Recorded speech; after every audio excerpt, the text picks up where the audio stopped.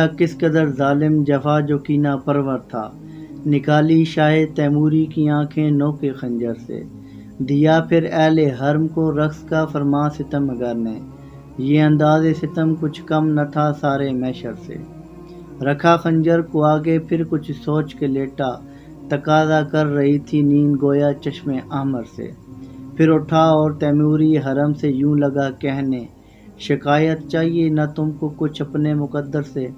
میرا مسند پہ سو جانا بناوٹ تھی تکلف تھا، کہ غفلت دور ہے شان سفر ایاں لشکر سے،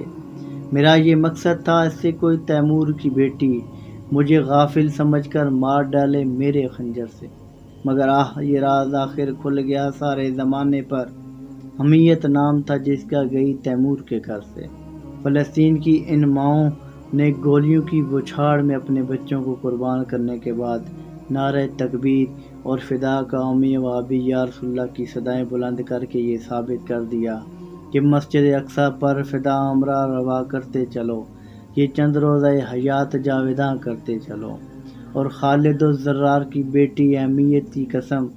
بت قدوں سے بتوں کو بے نشاں کرتے چلو، اور زندگی کیفی اسی حسن عمل کا نام ہے، کفر کو نابود حق کو جاویداں کرتے چلو، اور اے مسلمانان امت یہ تاریخ تمہیں بھی یاد رکھے گی، جیسے تم نے فلسطین اور بیت المقدس کے ساتھ برادران یوسف والا سلوک کیا، بت صنم خانوں میں کہتے ہیں مسلمان گئے،